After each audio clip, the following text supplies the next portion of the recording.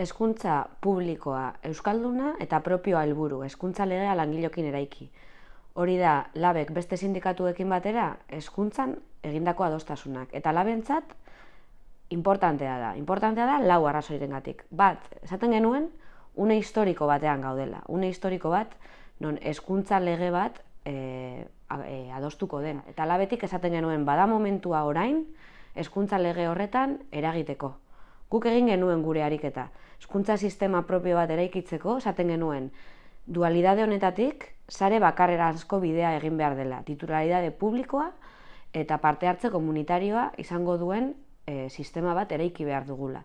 Publikotasun berri bat eraikiz. Dezentralizazioan oinarrituko dena eta ikastetxe guztiek haien autonomia eta parte hartzea bultzatuko dutena. Euskal Eskola Publiko Komunitario hori eraiki bidean, uste dugu, beste aukera badela. Bi, aukera hori pultso bat bezala ulertu behar dugu. Hezkuntza sistemaren oinarriak orain daude negoziatzen.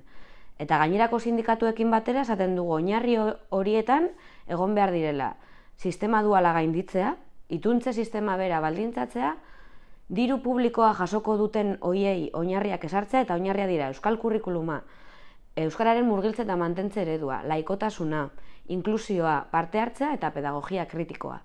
3.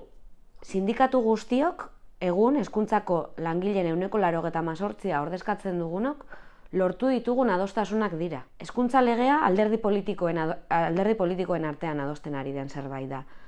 Ponentzia batzordean parlamentuan sindikatuak egon gara, eta sindikatuak egindako ekarpenetatik ez da bat ere ez jaso. Horregatik diogu, 98%ak dio, akordio politiko hori luzatu behar dela, eta langile honitza aintzat hartu behar dela. Eta 4, orain da unea, orain ari dira alderdi politikoak testu ezberdinak negoziatzen, eta orain da unea, eta horregatik, 25ean greba egingo dugu, 28ean oinarriak adosten eta bozkatzen diren azken eguna delako. 2 aste hauetan baldintzatu nahi dugulako.